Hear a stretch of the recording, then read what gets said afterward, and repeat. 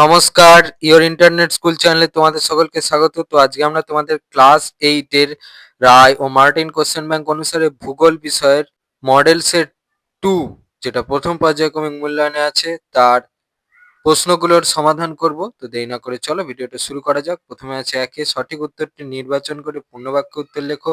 একেরটা বলেছে ভূত্বক ও গুরুমণ্ডলের মধ্যে আছে, সঠিক অপশন হচ্ছে অপশন এ ময়ূরবিসিক বিযুক্তি রেখা।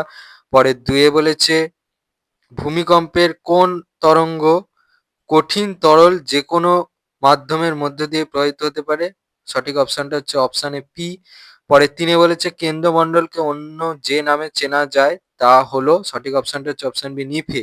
পরে চারে বলেছে ভিসুবিয়াস একটি, সঠিক অপশনটা হচ্ছে অপশন সি সঞ্চয়জাত পর্বত।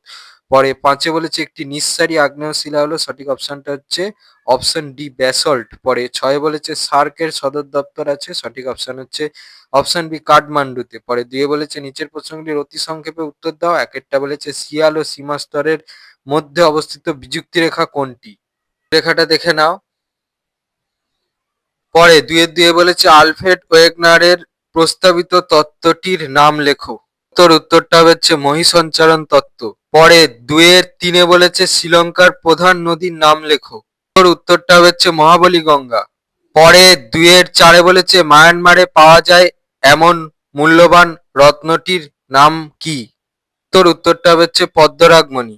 তিনে বলেছে নিচের প্রশ্নগুলির সংক্ষেপে উত্তর দাও। একেরটা বলেছে সার্ক কি, তোর ওই প্রশ্নের জন্য এই প্রশ্নের উত্তরটা লিখলে হবে, এখান থেকে এই পর্যন্ত লিখবে। তিনের দুয়ে বলেছে ভারতীয় উপমহাদেশ কাকে বলে, উত্তর এখান থেকে এই পর্যন্ত লিখবে। চারে বলেছে নিচের প্রশ্নগুলির সংক্ষিপ্ত ব্যাখ্যামূলক উত্তর দাও, বিকল্প প্রশ্নগুলি লক্ষণীয়।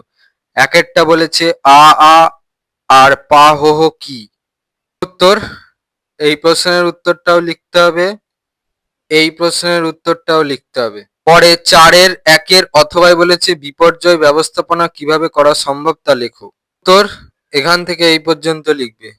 চারের দুয়ে বলেছে গুরুমণ্ডলের গঠন বর্ণনা করো, উত্তর এখান থেকে উত্তরটা চলছে পর্যন্ত লিখবে। আর ছবিটা দেখি, ছবিটা তোমাদের আঁকতে হবে, এটা পারলে আঁকবে, না পারলে আঁকার দরকার নেই। ছবিটা যদি আঁকো তাহলে কিন্তু সব পেন্সিলে আঁকবে।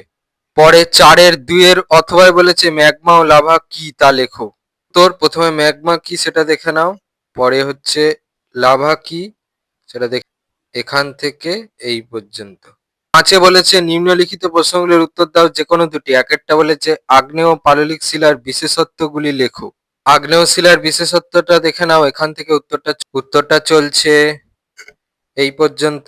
শিলার বিশেষত্ব দেখে নাও, এখান থেকে উত্তরটা চলছে এই পর্যন্ত লিখবে।